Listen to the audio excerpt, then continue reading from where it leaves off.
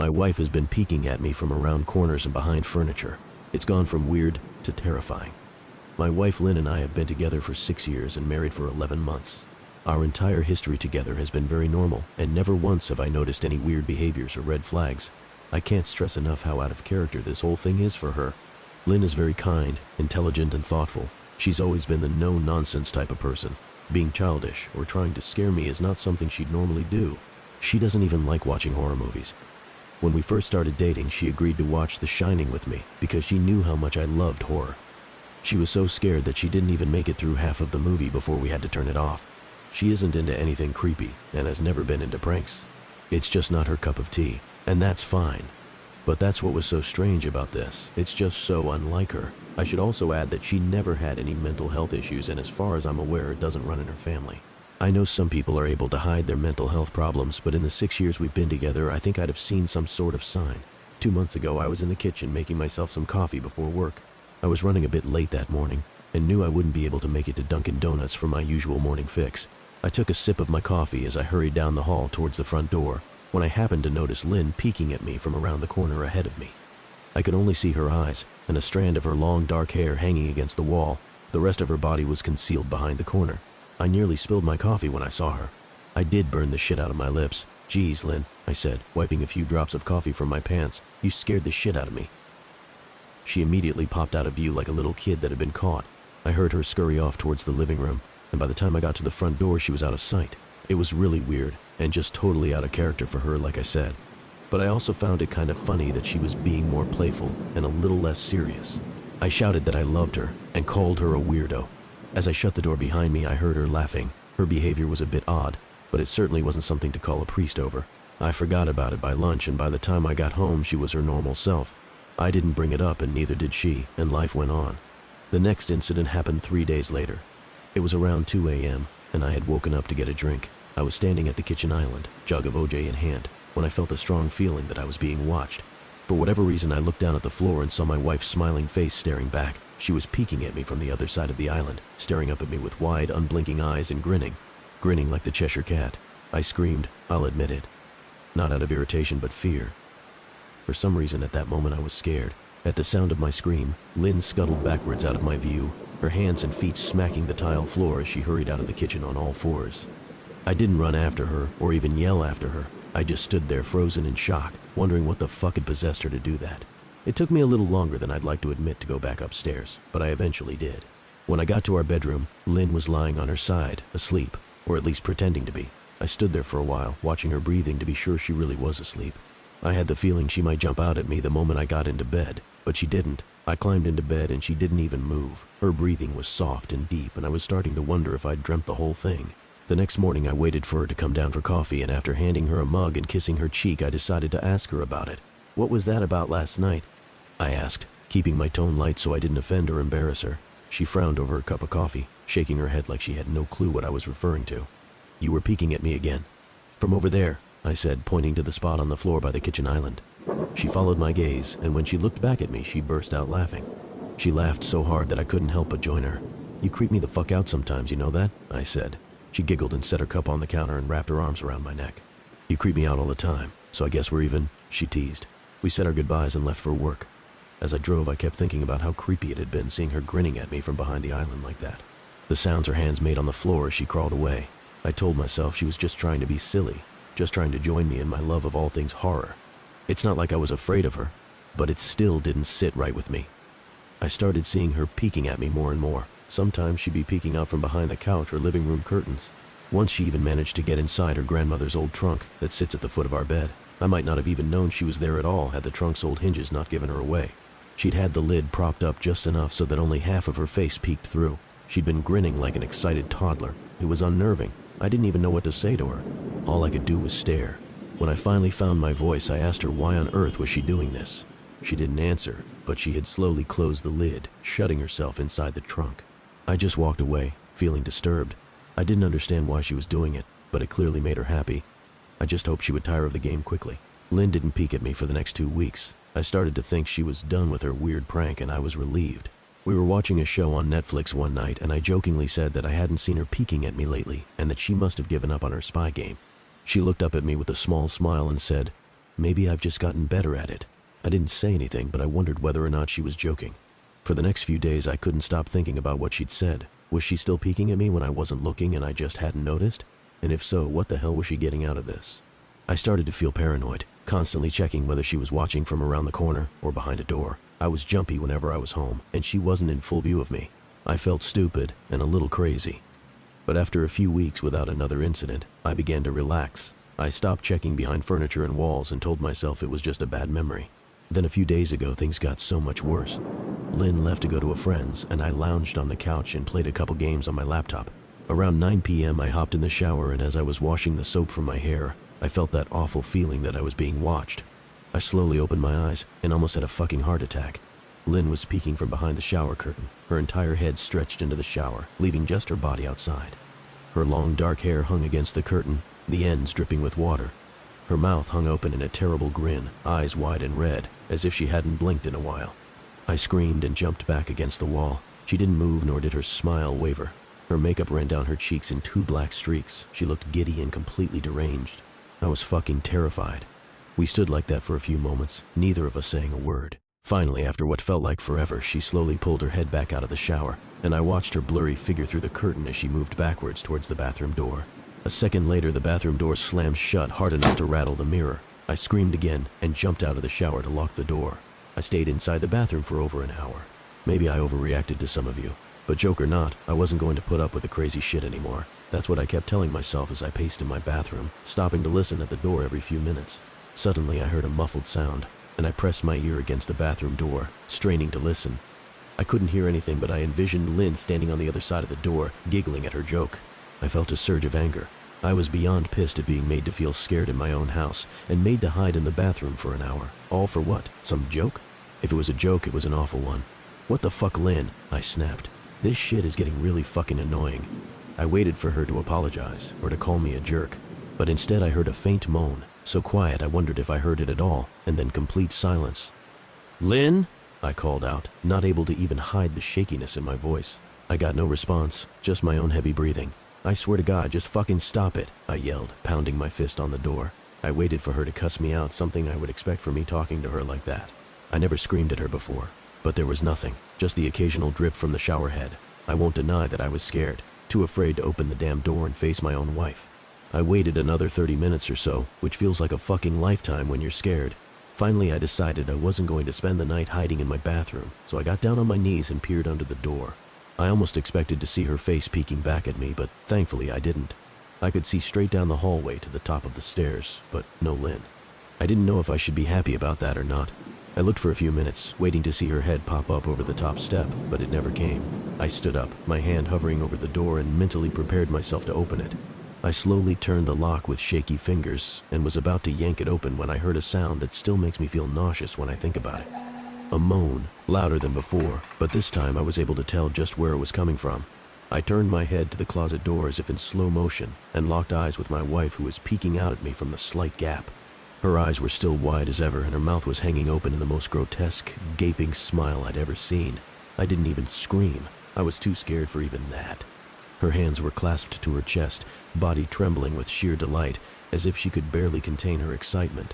A short, raspy moan bubbled up from her throat, deep and raw, sending a shiver through my entire body. Somehow I found the ability to pull the bathroom door open and ran as fast as I could all the way down the steps, snagging my keys and phone from the table in the living room before running outside to my car. I could hear her shrill laughter behind me, but I didn't hear her getting closer. I didn't bother shutting the front door. I drove away from the house faster than I legally should have, shivering the entire time, either from fear or the cold. Maybe a little of both. I hadn't grabbed a coat or even a pair of shoes. I was still in my boxers and my hair was still damp. I drove straight to my brother Chris's house about 40 minutes away, ignoring any and every call and text I got. I didn't check my phone until I was safely parked in my brother's driveway. Lynn had called 4 times and sent a flurry of texts, all wondering where I'd gone and why I left like that. I threw my phone at the dash in a rage, furious at her nonchalant attitude. My brother and his wife were surprised to see me, especially dressed in just a pair of boxers, but told me to stay as long as I needed. Chris lent me some clothes and asked me what happened. I told him Lynn and I had a fight, but didn't get into the details. I didn't want him to think I was overreacting, leaving my wife over a prank, even if it was a strange one. I mean, hadn't I encouraged her for years to lighten up instead of being so serious all the time? I had wanted her to relax and loosen up. But this was definitely not what I'd had in mind. I tried to sleep on their sofa, but my brain wouldn't let me sleep. Every time I closed my eyes, I saw Lynn's face staring at me from inside the closet. Knowing she'd been in there with me the entire time made my skin crawl. She'd never left the fucking bathroom at all. Instead, she slipped inside the closet and slammed the bathroom door shut to fool me. The mere thought of going back home gave me anxiety. I tossed and turned, unable to sleep. Chris ended up giving me a sleeping pill, so I was able to get a little rest. My sleep was filled with terrible dreams, all of Lynn's smiling face. I woke up just as the sun started to rise. My sore body ached from the sofa, and I felt drained. I knew I'd have to call Lynn at some point, but I didn't know what to say to her. I wouldn't be going home unless she gave me her word she'd never do any more creepy shit. I just wanted my wife back. Her normal, serious self never looked so good to me. I was contemplating calling her and telling her that, when that familiar feeling came over me, I was being watched. I was staring at the ceiling, my heart in my throat. I didn't want to look away, but the longer I ignored the feeling, the worse it got. My eyes drifted away from the ceiling, almost on their own. Her face was pressed up against the window beside the couch, staring down at me with that same gaping smile. Drool dribbled down her lips, leaving 2 long streaks down the glass. I didn't know how long she'd been there, but something told me she'd been there quite a while, possibly all night. I didn't bother screaming, though I was afraid anger trumped any fear I felt at that moment. I jumped up from the couch and pounded my palm against the glass. "Lynn, are you crazy? What the hell is wrong with you? Just go home," I shouted. "Now." She didn't move, and her ghastly expression never changed. If anything, her smile only grew, as if she had never been more elated. I could hear Chris and his wife moving around upstairs, as if Lynn could hear them from her place outside. Her head twitched slightly in their direction, and she began to close her mouth slowly. Chris called my name from upstairs, obviously concerned. I turned to see him and his wife Rebecca hurrying down the steps. When I turned back to the window, Lynn was gone. The only sign she'd been there at all was the 2 streaks of drool still dripping down the glass. I tried explaining to Chris and Rebecca about waking up to see Lynn watching me through their window. They were skeptical. Who wouldn't be? Chris and I went outside to the spot in front of the window, but there were no footprints in the dirt, just a slight indent. Animal, probably, Chris guessed, and I didn't argue. He and Rebecca assumed I dreamt the entire episode, but they didn't understand, and I was too tired to explain it to them. I called out of work that day and turned my cell off. I didn't want to face Lynn. Just talking to her was too much for me at that point. I really started to believe something was irreversibly wrong with her, that no matter what promises she made, we'd never be the same again.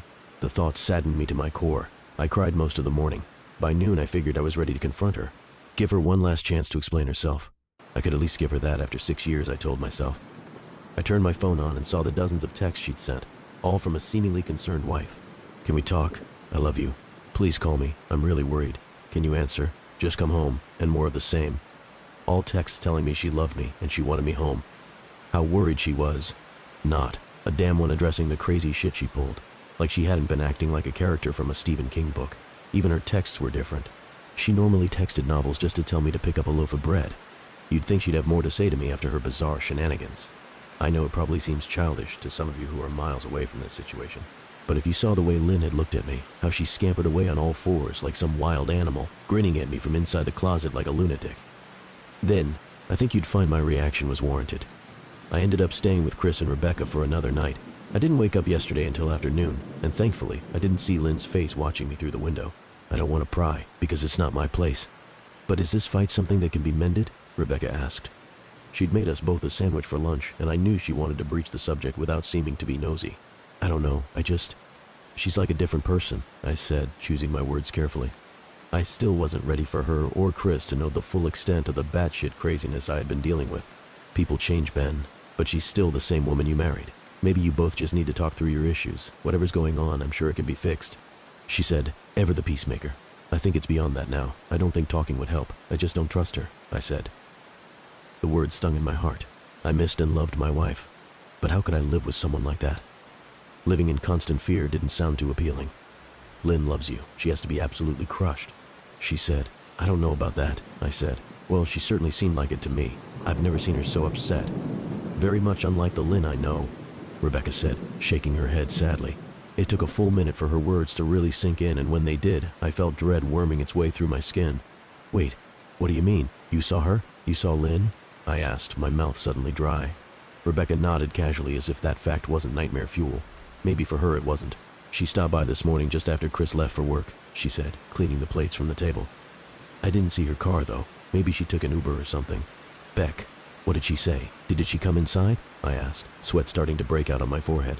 I began looking around, examining corners as though a predator lurked behind them. No. She just asked if you were awake yet, and I said that you weren't. I asked if she wanted me to wake you, but she said no. Just said to let you sleep. She said as she washed the dishes.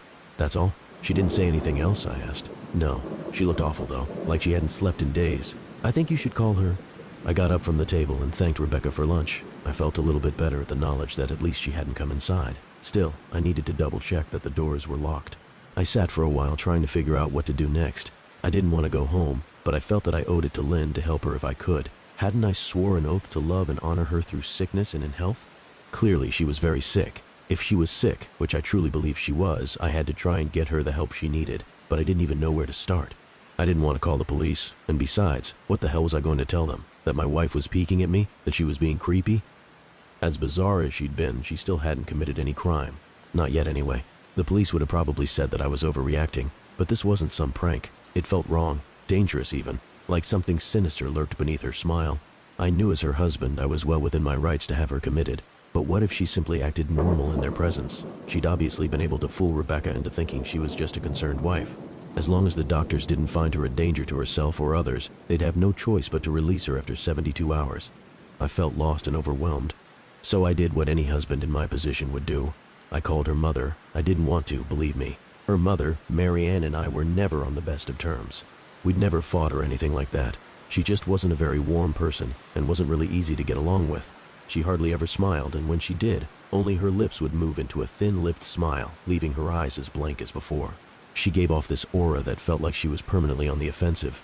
I'd only met her twice, and both times were for such short visits I got the impression she didn't approve of me for her daughter.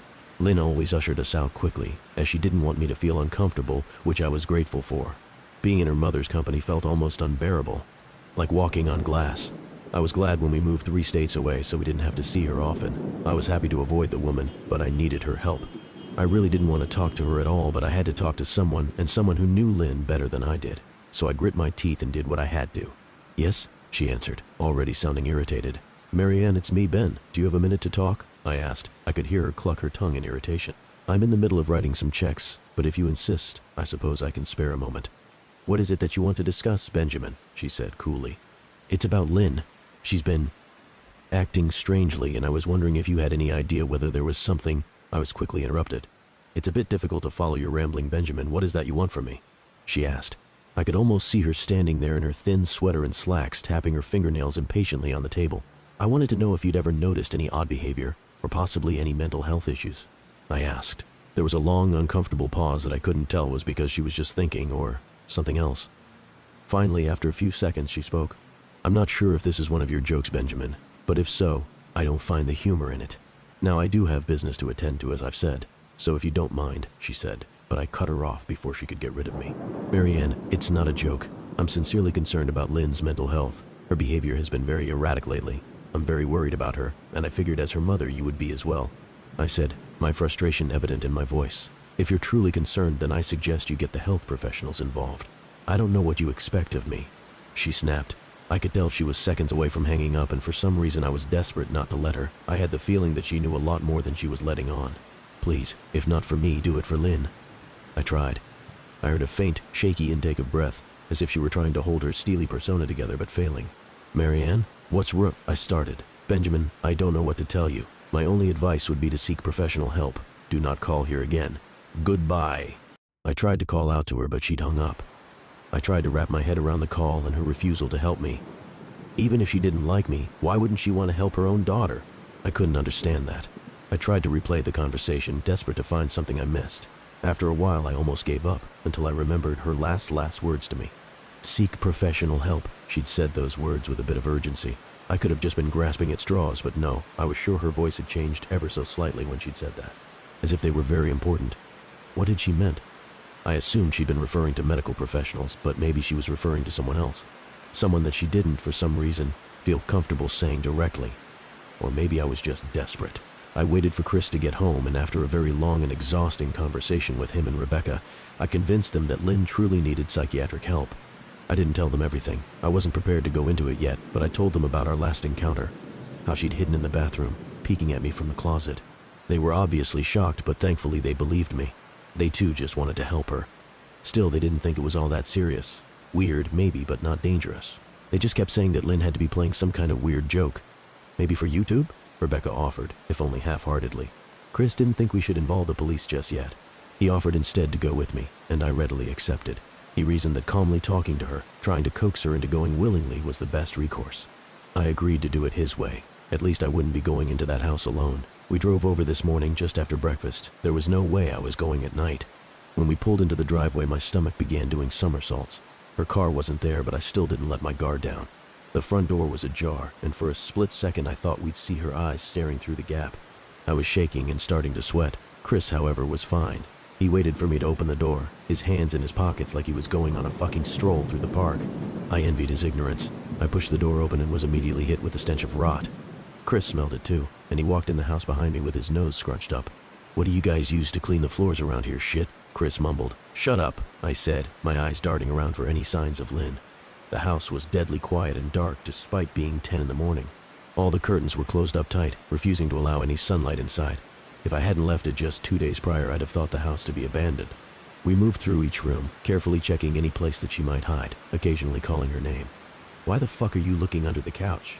Chris asked eventually. "Aren't we looking for your wife?" He was looking at me like I was a moron. "Let's just go upstairs," I whispered. He shook his head but followed me up the stairs to check the bathroom and spare bedroom. On the way up, my shoes crunched over pieces of glass that looked to be littered over a few of the steps.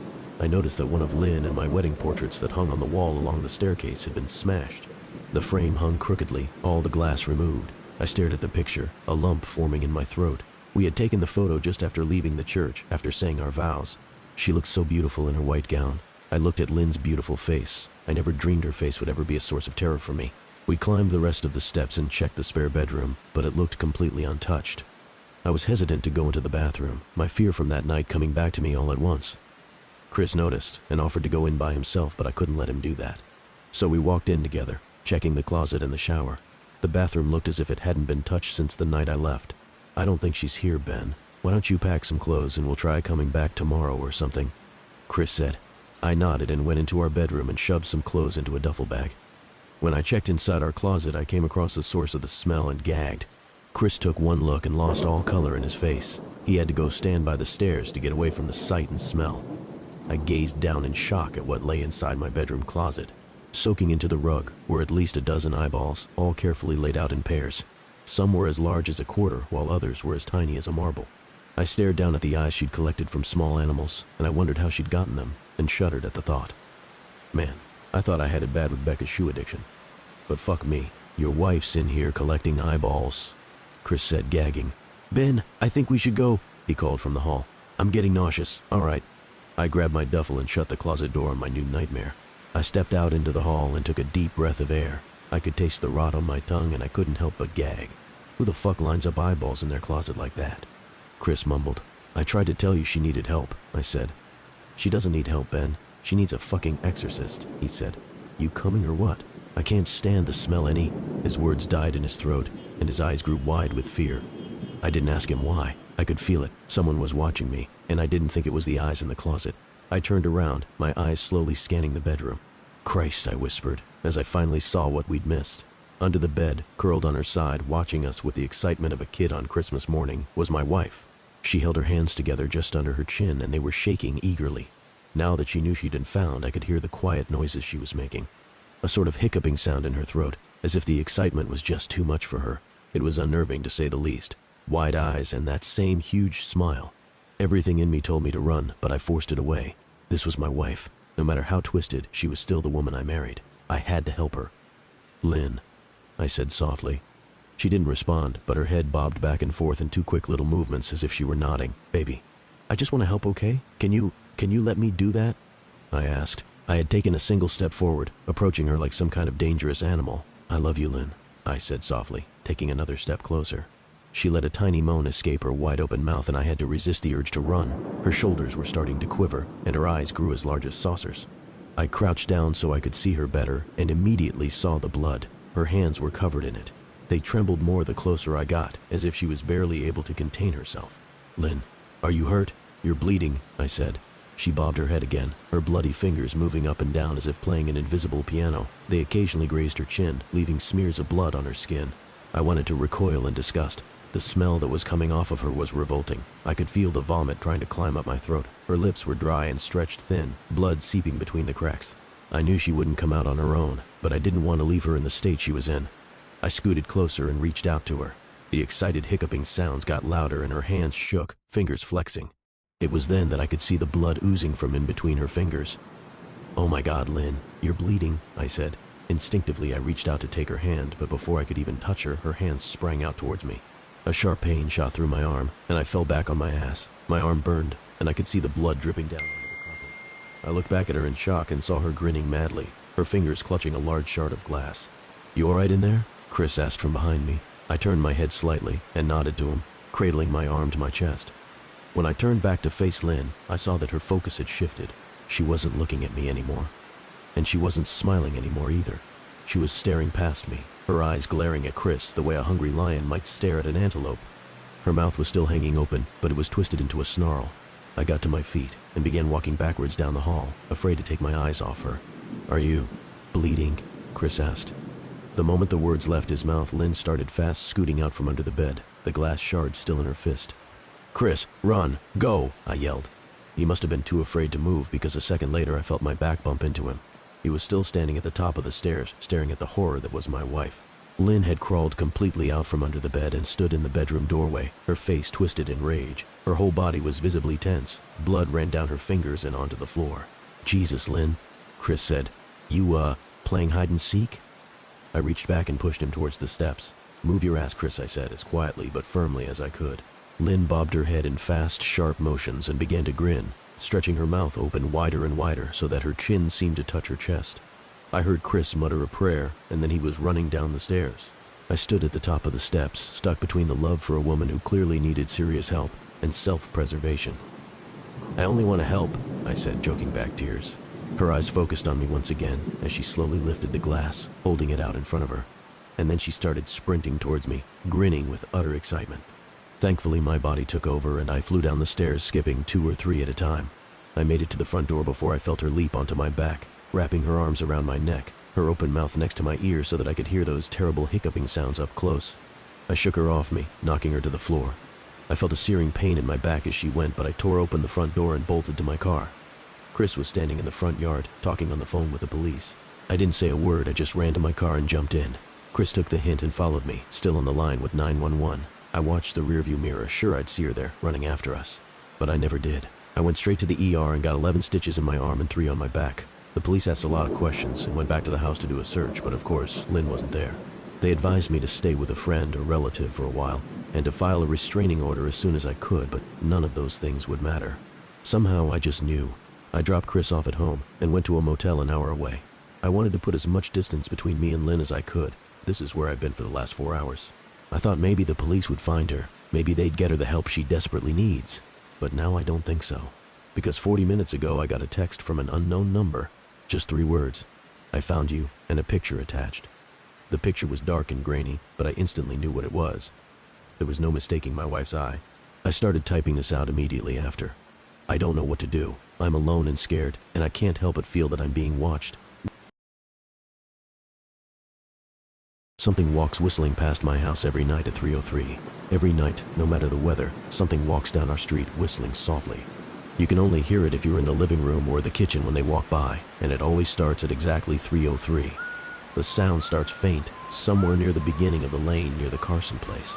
We're towards the middle of the street, so the whistling moves past us before fading away in the direction of the cul-de-sac. When I was younger, my sister and I would sneak into the kitchen some nights to listen. Mom and Dad didn't like that, and we'd catch hell if they found us out there, but they were never too hard on us since we always stuck to the one big rule. Don't try to look at whatever was whistling. My neighborhood is a funny place. I've lived here since I was 6, and I love it. The houses are small but well-kept, good-sized yards, plenty of places to roam. There are a lot of other kids here my age. I turned 13 back in October. We grew up together and would always play foursquare in the cul-de-sac or roam around from back porch to back porch in the summer. This was a good place to grow up. I'm old enough to see it, and there's only the 2 strange things here, the night whistling and the good luck. The whistling never bothered me much. Like I said, I couldn't even hear it from my bedroom, but Mom and Dad don't like talking about it, so I've stopped asking questions. My dad is a strong guy, tall and calm. He has an accent since he moved to the US as a kid. His family, my grandparents, they're from the islands. That's what they call it. My dad, the only time he isn't so calm is if the whistler comes up. He talks a little quicker then, eyes move faster, and he tells us not to think about it so much and to always remember the one rule, the big rule: don't try to look outside when the whistler goes past. Not that we could look even if we wanted. See, there are shutters on the inside of every window, thick pieces of heavy canvas that pull down from the top and latch to the bottom of the window frame. Each latch even has a small lock, about the size of what you'd find on a diary. My dad locks those shutters every night before we all go to bed and keeps a key in his room. My mom, I don't know what she thinks about the whistling. I've seen her out in the living room before at 3:03 when the sound starts. I could see her if I cracked my door open just an inch to peek. She's not out there often, at least I haven't caught her much, but once or twice a month I think she sits out there on our big red couch just listening. The whistler has the same tune every night. It's cheerful. Da-da-da-da-da-da-da-dum, da-da-da-da-da-dum. Remember how I said there are two odd things about where I live? Well, besides our night whistler, everyone in my neighborhood is really lucky. It's hard to explain, and Dad doesn't like us talking about this part much either, but good things just seem to happen to people around here a lot. Usually, it's small things, winning a radio contest, or getting an unexpected promotion at work, or finding some arrowheads buried in the yard. You know, the authentic kind. The weather is pretty good and there's no crime and everybody's gardens bloom extra bright in the fall. A million little blessings I've heard my mom say about living here. But the main reason we stay here, why we moved here in the first place, is my sister Nola. She was born very sick, something with her lungs. We couldn't even bring her home when she was born, only visit her in the hospital. She was so small, I remember, small even compared to the other babies. A machine had to breathe for her. We moved into our house here to be closer to the hospital. As soon as we moved here, Nola started getting better. The doctors couldn't figure it out. They chalked it up to whatever they were doing, but we all could tell they were confused. But my parents knew, even I knew, Nola getting better was just another of the million little blessings we got for living in our neighborhood. So that's why we stayed even after we found out that, for every small miracle that happens here every day, now and then, some bad things happen. But they only happen if you look for the whistler. See, our neighborhood has a welcoming committee. They show up with macaroni casserole and a gift basket and a manila folder whenever someone new moves in. They're very friendly. 4 people showed up when we moved in 7 years ago. The committee made small talk, gave me a Snickers bar, and took turns holding Nola. It was her first week out of the hospital, so they were extra careful. Then the committee asked to speak to my parents in private, so I was sent to my room where I still managed to hear nearly every word. The welcoming committee told my parents about how nice the neighborhood was. Really exceptionally, hard to explain kind of nice. And then they told my parents about the even harder to explain whistling that happened every morning at 3:03 and ended at the tick of 3:05. The group, our new neighbors, warned my parents that the whistling was quiet, would never harm or hurt us, as long as we didn't look for what was making the sound. This part they stressed, and I pushed my ear into the door, straining to hear them. People who went looking for the whistler had their luck change, sometimes tragically. A black cloud would hang over anyone that looked. Anything that could go wrong would. The manila envelope the committee brought over contained newspaper clippings, stories about car crashes and ruined lives, public deaths and freak accidents. Not everyone dies, I heard the head of the committee tell my dad, but the life goes out of them. Even if they live, there's no light in them ever again, no presence. My mom, I could tell she wasn't taking it seriously. She kept asking if this was some prank they play on new neighbors. At one point, my mom got angry, accused the committee of trying to scare us out of our new home, asked them if they were racist on account of my dad being from the islands. My dad calmed her down, told her he could tell our new neighbors were sincere, and they were just trying to help us. He explained that he grew up hearing these kinds of stories from his mom, and that he knew there were strange things that walked among us. Some of those strange things were good, and some were bad, but most were just different. After the committee left, Dad went out to the hardware store, bought the canvas blinds, the latches, and the locks, and installed them on every window in the house after dinner. That first night in our new house, I crept out of my room at 3 a.m., only to find my dad awake sitting on the living room couch, holding my baby sister. My dad held up his finger in a shh motion but patted the couch next to him. I sat and we waited. At exactly 3:03 we heard the whistling. Da-da-da-da-da-dum, da-da-da-da-da-dum. It came and it went, just like our neighbors said. The whistling returns each night and we never look, and we enjoy our million little blessings every day. Nola breathes on her own, and she's grown into a strong, clever girl. My dad even joined the welcoming committee. We don't get new neighbors often. Why would anyone want to leave? But when a new family moves in, my dad and the committee bring them macaroni casserole, a gift basket, and the manila folder.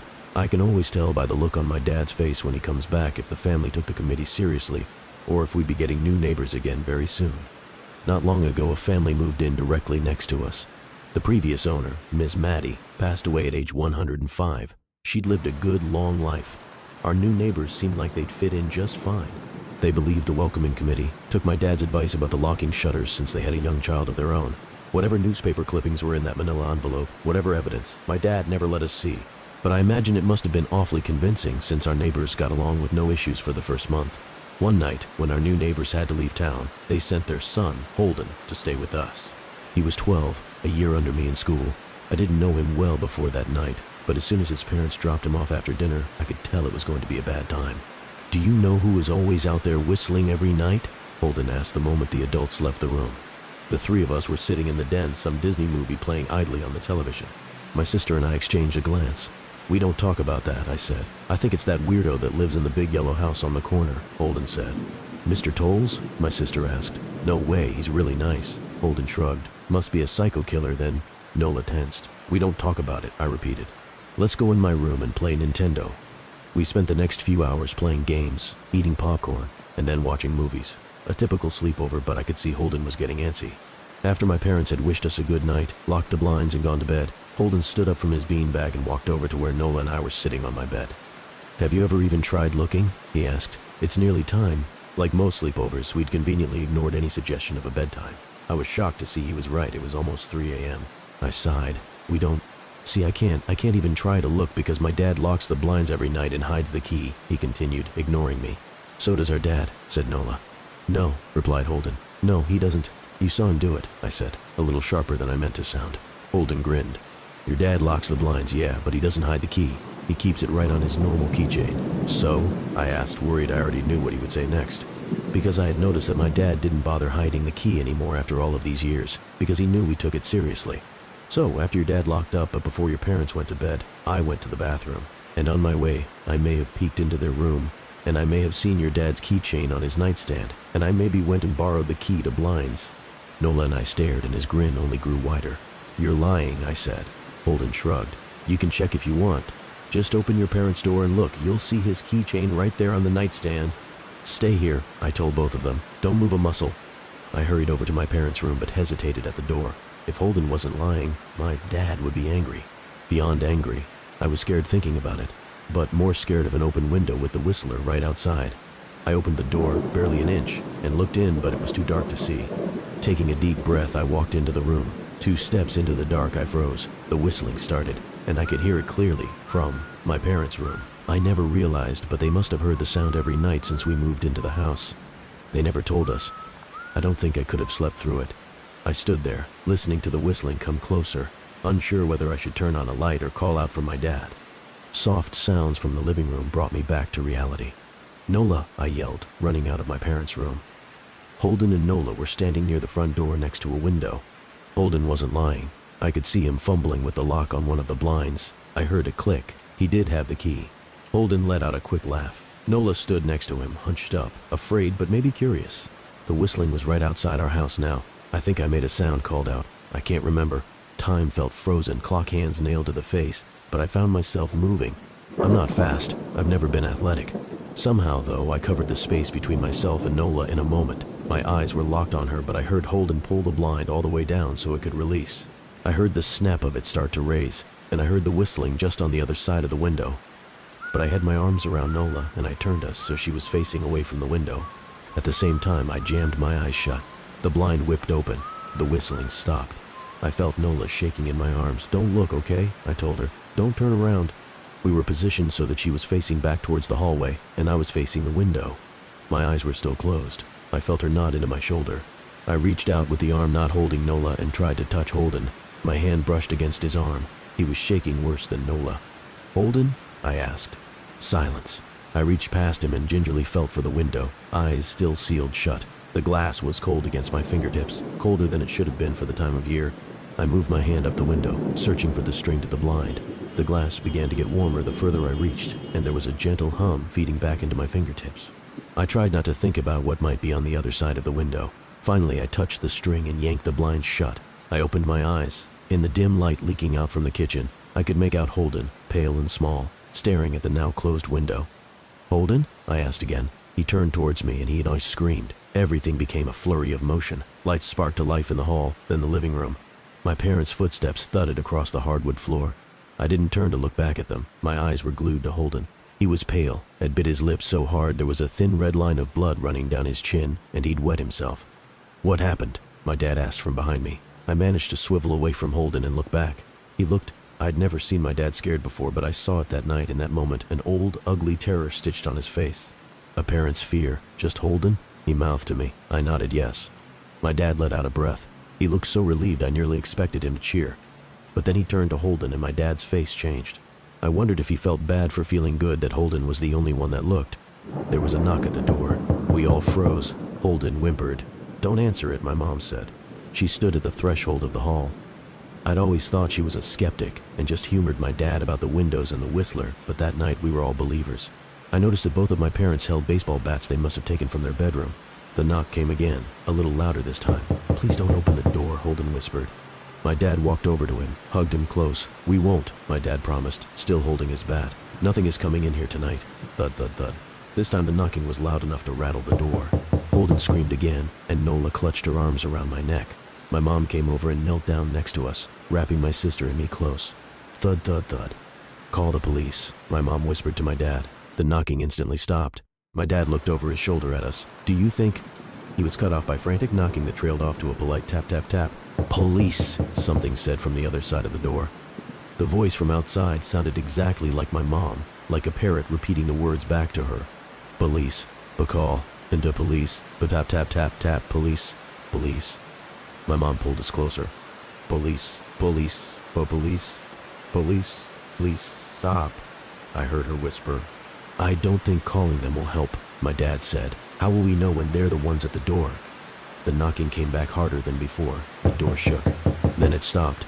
After a long moment, I heard the knocking again, but it was coming from our back door. We all turned together towards the back door, but the knocking immediately returned to the front door. Front to back to front, loud then quiet, then loud again. Suddenly the sound was coming from both doors at once, big heavy blows like a sledgehammer. Then something started rapping against all of the windows in the house, then the walls. It was like we were living inside a drum with a dozen people trying to play at once. Or we were a turtle and something was attempting to claw us out of our shell. "Stop," Holden yelled. The knocking died. "I won't tell," Holden said, staring at the door. "I promise I won't tell anyone what I saw. Just please go away." We waited for nearly a minute. Then we heard it, a soft tap, tap, tap, coming from the window Holden had looked through earlier. Holden started to cry, sobbing like a prisoner watching gallows being built outside their cell. My dad held him, brushed his hair, but never lied to him, never told him things would be okay. The tapping at the window went on for the rest of the night. We huddled together in the living room for I don't know how long. Eventually, my mom tried to take us kids into my room while my dad stayed to watch the door. But the second we moved into my bedroom, the knocking came back, so loud it was possible to ignore. I was afraid the door couldn't take it. We went back to the living room, and the knocking stopped. Only the tap, tap, tap on the window remained. None of us slept that night. The tapping stopped around 7 a.m. That's about the time the sun comes up here. We waited another 2 hours before my dad opened the blinds from one window. He made us all go back to my parents' bedroom first. I heard him open the door, then come back in. "Okay," he told us. "It's done." Holden's parents came back around lunchtime. My mom and dad walked Holden over to his house and they all went inside for quite a while. Nola and I watched from the window. She stuck to me the whole day, right at my side, sometimes holding my hand. When my parents came back, they looked grim but wouldn't tell us what they said to Holden's family. It was a Sunday, so we all spent the day together, ordered pizza and watched movies. That night, everyone slept in my room. Nola and my mom in the bed with me, my dad in a chair he'd pulled over. There was no knocking that night or any night since. We didn't see much of Holden or his parents for the rest of that week, but by Thursday there was a moving truck in their driveway. Nola and I watched them packing up the whole afternoon after school. What sticks with me most is how tired Holden and his parents looked. All three had the same pallor, grim mouths, and lightless eyes. Even from across the street, I could tell something was very wrong. Holden and his family were gone before sunset. I remember what the original welcoming committee said to my parents when we moved in. Not everyone who looks at the Whistler dies, but even those that live have the light go out of them, and the rest of their lives are full of misfortune. A million little tragedies. I think Holden's parents must have looked, either to comfort him if they didn't believe, or share the burden if they did. I watched Nola some days, happy and young and alive, and I wonder if I'd been slower, if she'd looked out the window that night. Would I have looked too, to comfort her, to share that burden? I'm glad I don't have to find out. We still live in that house, in that neighborhood. We still hear our Whistler walking past every night. The blessings, the luck, the good things here are too good to leave.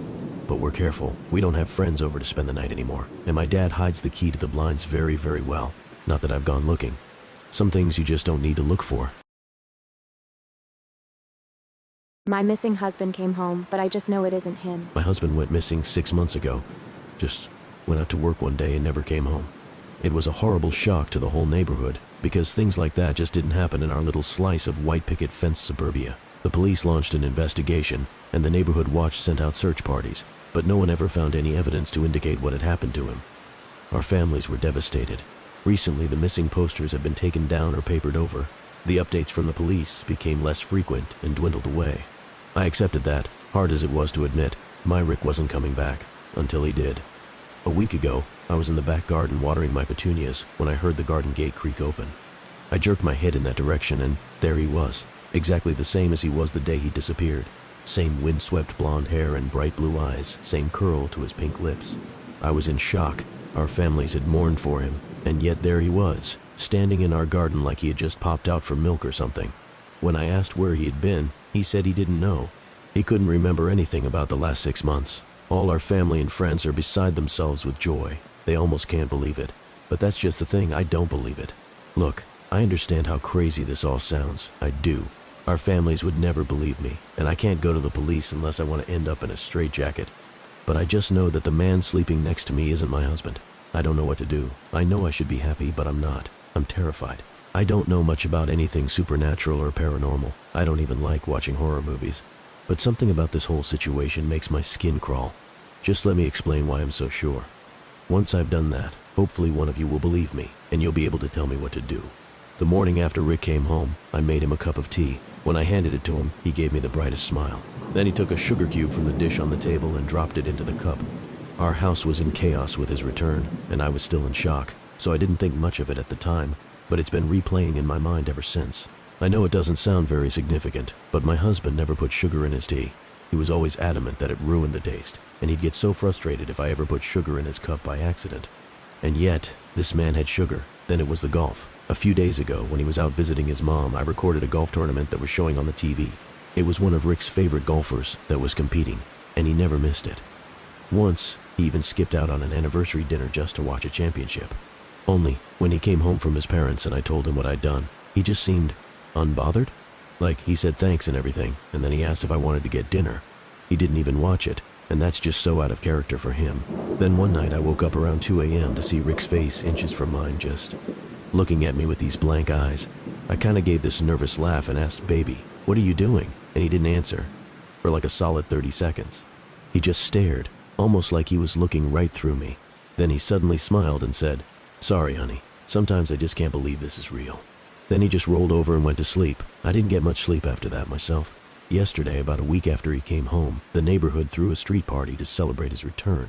Everyone from our street and the streets on either side turned up to see him and tell him how happy they are that he's all right. When he wasn't standing with his arm around my waist, he was milling around chatting amicably to each and every one of our neighbors, even the little kids.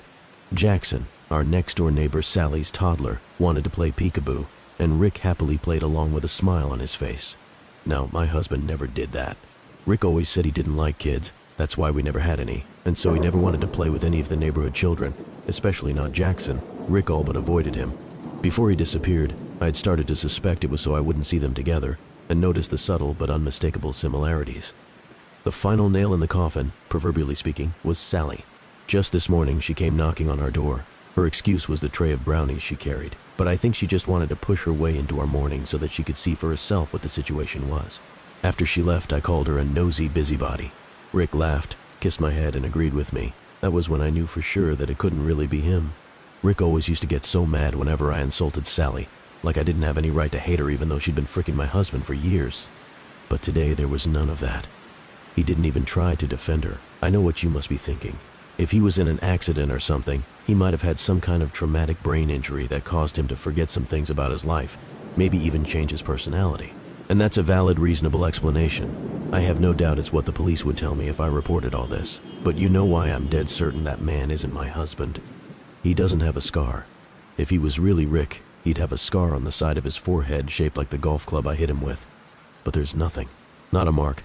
Honestly, I'm this close to going out tonight and digging up my petunias just to make sure he's still under there. I don't know what I'm sharing a bed with, but I know it's not my husband. So what the hell am I going to do?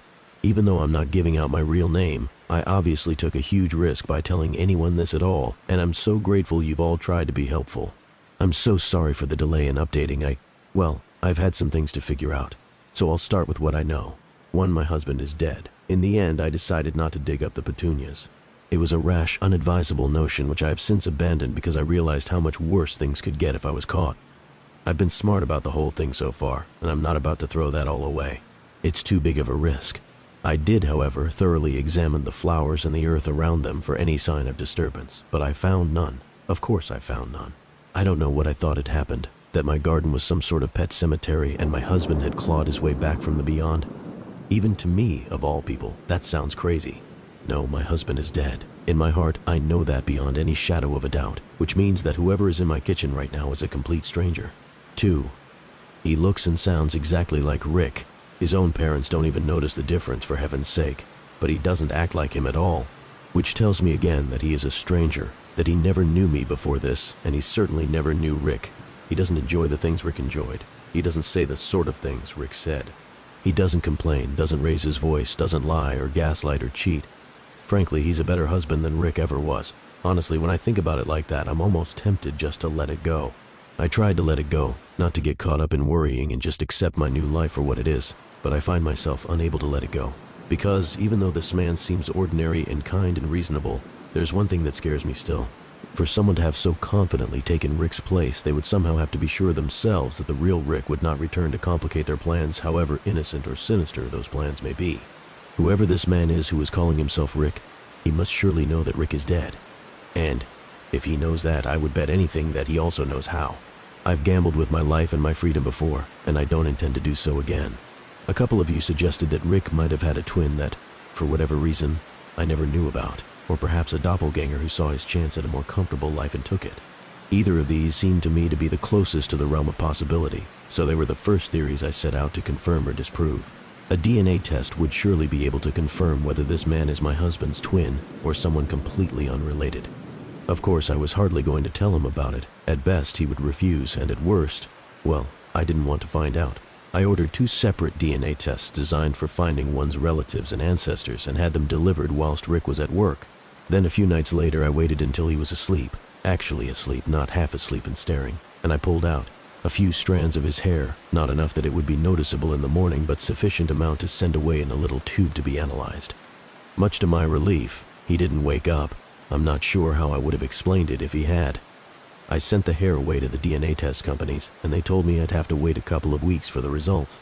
And in those couple of weeks, things have gotten stranger, shall we say. You see, I've noticed that Rick never seems to eat of his own accord. Like, he'll make dinner for us both, but that seems more to do with when I mention that I'm hungry than with his own desire to eat. He doesn't snack between meals. He never goes for a glass of water. I don't even think he takes anything with him to work for lunch. There's something else, too. Rick's beard trimmer is still in its box, exactly where he left it 6 months ago, covered in dust and quite obviously unused. And yet Rick has been home for nearly a month and his beard doesn't seem to be any longer, even though he used to trim it twice a week. On top of that, the staring has become a frequent occurrence, and not just in the middle of the night. I catch him watching me during the day too, always looking away or laughing it off whenever I notice him doing it. Anyway, I might as well tell you why I'm writing this now, because I can't make head nor tail of the situation anymore.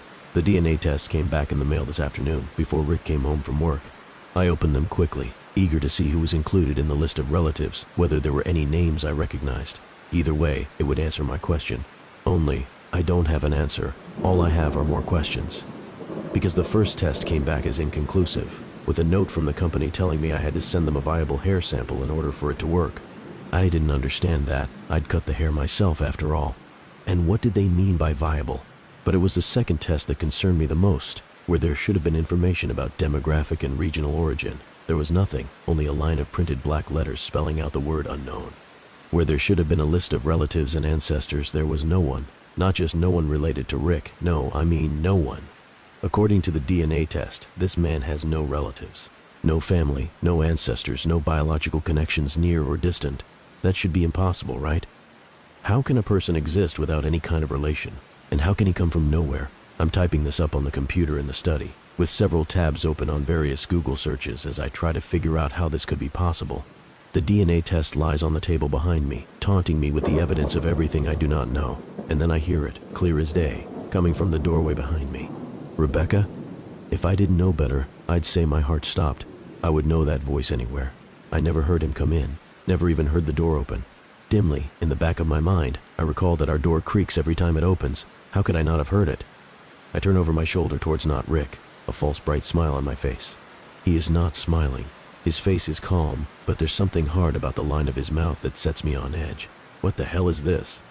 His voice is perfectly level, but something about it makes the hairs on the back of my neck stand up. There's an undertone to his voice that I haven't noticed before now, something low and subtly grating. Even the real Rick never sounded like that. He holds something up, one eyebrow arched. When I see what he's holding, my stomach plummets. The results of the DNA test. My wife has a removable face. I've never glimpsed what lies beneath it, but my best friend has. Samantha told me about it on our third date. We were watching a movie on her couch when I made my move to kiss her. She whipped her hand in front of my face and blocked me. "There's something you need to know," she said. I braced myself. "There it comes. I'm not ready for a relationship. Nothing to do with you, of course." Then it was the absolute last thing that I wanted to hear, because I was already crazy about her. "Okay," I said. "I have a removable face." "That's a new one." "You have a what now?" I was about to laugh, but she was wearing a deadly serious expression. "I have a removable face." "Is that like a metaphor or something?" "No, my face is literally removable. Look. Closely." She lifted her chin and traced her jawline with a finger. "You can see the seam." After admiring how beautiful her neck was for a dizzying moment, I leaned in for an inspection. It was very hard to see, but it did look like there was a slightly unnatural transition there from her face to her throat. I grew dizzier as a dozen questions rushed into my brain. "Don't bother asking why or how or anything like that," said Samantha. "I can't tell you that. If that's going to be a problem, you should leave now. I'm letting you know this because I like you, and I want to take the next step, but this is non-negotiable." "Okay," I said, unsure of what was happening. "Not a problem." "So what? You have a removable face. Who cares? It looks good. There's something else. Once a day, usually in the evening, I have to remove the face and disinfect the inside of it. If I don't, it will rot. This takes about an hour, give or take, depending on how my day went. During this time, you must never, ever look at my real face. Never. Do you understand?" "Why, yes, got it. Don't ask about it. Don't look at your real face." Samantha stood up. "Now I'm going to go into the bathroom and clean my face. That will give you plenty of time to think about what I've told you. If you're here when I'm done, that's great. I would like that. But if you're gone, I'll understand." She turned and walked into her bedroom. I sat in stunned silence as I heard the bathroom door close. I gave the thing some serious thought. It was possible that it was a joke of some kind. It was possible that it was a delusion. Was it possible that it was true? Well, it was certainly possible to transform an actor's face with movie makeup, so I supposed it was possible that Samantha wore a removable face every day. Maybe she had had a horrible accident where her flesh had been mangled. Maybe her face had been melted by acid, or burned by fire, or the skin shorn off by heavy machinery. If it had, I would never know, because she would never tell me, and I would never see it. I pictured a face of raw, naked muscle rotting away. Could I kiss her, if that was what I was kissing? But wasn't that what we all were, under the skin? Just muscle and bone and blood and squishy organs. I paced around the living room, running my hand through my hair. I liked Samantha a lot. She was smart and funny and beautiful. But was that beauty real? Did it count? Did it matter if it was real or not? Was I being superficial even worrying about it? When she came out of the bathroom, I was still there. I looked at her face. She smiled, and I was in love. We dated, we moved in together, we decided to get married. For the most part, it was a completely normal relationship, typical of two young people in love, building a life together. During the day, it was easy to forget about the face altogether. It looked natural enough, and only in certain positions, in certain lights, was there ever any indication that it wasn't natural. But every night was the same. Samantha would close herself in the bathroom, sometimes for an hour, sometimes for 2, and clean the inside of her face. The curiosity never left me. I would sit there and wonder what was under that face. I came so close to barging in on her a few times, but I never did. I did occasionally ask her about it. About what, if anything, had happened. About how it was possible to make the removable face look so real. About what it really looked like underneath. I tried to coax her into showing me, assuring her that I loved her no matter what, and didn't give a damn what her real face looked like. I was just curious, that's all. She never showed me or told me the story behind it. She didn't get upset at me unless I was really badgering her. she'd just shrug and say, "You know you can't see it. You know I can't tell you about it." I never told anybody about Samantha's removable face. It's not that she asked me not to. I just didn't think it was anybody's business. Except once, I did tell somebody. It was during my bachelor's party. We had rented several cabins in Big Sur and spent the night drinking and packing our noses with powders that we shouldn't have been packing our noses with. Everyone else had passed out, and the sun was creeping up behind us as I stood on the majestic cliffs with my friend Chris, looking down on the Pacific waves crashing against the rocks. Chris was my best friend, as close to a brother as I'd known. We'd grown up together and visited each other at college often and spent the summers together. After college, we'd moved to different cities, but we stayed in close contact. Standing there on the cliffs, I told Chris about Samantha's removable face. At first he thought I was joking, then he had 1,000 questions, most of which I couldn't answer. "What's underneath?" "I don't know, man, I don't know." "Doesn't that drive you crazy, not knowing?" I shrugged. "Lots of stuff I don't know. Don't know how to do calculus, and I don't know what happens when we die. But dude, she's about to be your wife, and you don't even know what she looks like. I mean, I'd have to take a look. Like, you could set a camera up in the bathroom. That's where she does it, right? Set up a camera and have a look, and then you'll know." I sighed. "Yeah, it drives me crazy. I've asked her 1,000,000 times, but she told me I could never look. Gotta respect that, man, even if I don't like it. That's love." Chris laughed. "Hugh, telling me to respect a woman? Up is down now." Then we fell back into talking about old times as a new day dawned. Chris was in town for business last week and planned on spending the weekend at our house. The conversation at Big Sur had happened 4 years ago, and we hadn't spoken about Samantha's removable face since, despite keeping in close contact and seeing each other as often as two people transforming into adults in different parts of the country can. It happened on Saturday evening. We were lounging lazily in the backyard, deep into the beer, having just finished with some grilled steaks, when I got a text from work. "God damn it," I groaned. "I have to make a work call." "Seriously?" said Samantha, raising an artificial eyebrow. "On a Saturday night? My biggest client, baby. Sorry." "It is what it is, I guess," said my wife. "I'm going to head inside and get cleaned up." "Chris, are you okay just hanging out for a bit?" Chris smiled. "I'll be fine. Got my beer, got some weeds to pull in your garden. God knows your lazy-ass husband isn't going to do it. Those tomatoes are choking to death. It's a tragedy." I rolled my eyes and went into the side yard to make my call. 15 minutes into it, I heard the screams coming from inside. Both my best friend and my wife were wailing in terror. I dropped the phone and ran into the house and down the hall to our bedroom. Through the open door, I could see that the door to the master bathroom was also standing open. "Don't come in," screamed Samantha. "I don't have my face on. Call an ambulance. He looked. Oh God, he looked." She sounded desperate and truly horrified. That made me desperate and horrified, and I wanted to rush into the bathroom, but I knew suddenly that would be a mistake. I knew suddenly that Samantha didn't want me to look at her real face, not out of a sense of vanity, but for my own safety. Chris staggered backwards, out of the bathroom. He was holding a straightened-out paperclip, which he had used to pick the privacy lock. Now he was stabbing it again and again into his eyes, shouting gibberish. He was clearly in the depths of madness, and it turned my stomach to see him mutilate himself. "Call a fucking ambulance," my wife screamed. "Don't come in here." He fucking looked. I turned and ran back to the side yard, where my phone was lying in the newly mowed grass. My client was still on the line, alarmed, asking what was happening, what all the screaming was. I hung up on him and called 911. When the paramedics arrived, Chris was having a seizure in the hallway. Samantha was stroking his head, sobbing. Her face was on, but it had been done hastily, and everything looked a little off. My world has been dark this past week. My best friend is in a psychiatric hospital under suicide watch. He's completely blind, and mostly catatonic, except when he slips into a violent babbling mania. The doctors are optimistic that his state is temporary, but they don't know the truth about what caused it, because I told the paramedics that Chris had taken a large dose of psychedelic mushrooms and fallen into psychosis. I saw no good reason to tell the truth about what had happened. Who would believe that one look at my wife's real face would make somebody insane? At best, we would be the subjects of a long investigation. At worst, we would have to prove that what we were saying was true by showing somebody Samantha's face. Then the same thing would happen again, and what after that?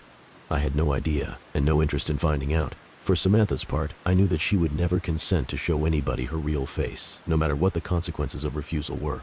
I did get a follow-up call from the police, asking me to confirm my story. The hospital found no traces of psilocybin in Chris's blood, though that's not unheard of, since it has a short half-life. If they end up testing his hair, I will likely be in a lot of trouble. But that's truly the least of my concerns. Samantha is in a state of her own. She still cleans the inside of her face, though not as regularly. And when she puts it back on, it's always crooked now. It is beginning to smell a little bit. I've tried to assure her that it wasn't her fault. He knew, I said. I told him that nobody was ever allowed to look at it. He knew, and then he broke into the bathroom. And this is not on you, baby. Please, talk to me. Not on me? That one look at my fucking face makes people insane? Please, I just need some time alone. As for me, I am doing my best to hold it together. Do you know what's strange, though? Despite what happened to Chris, I still find myself curious about what my wife's real face looks like. More curious than ever, really.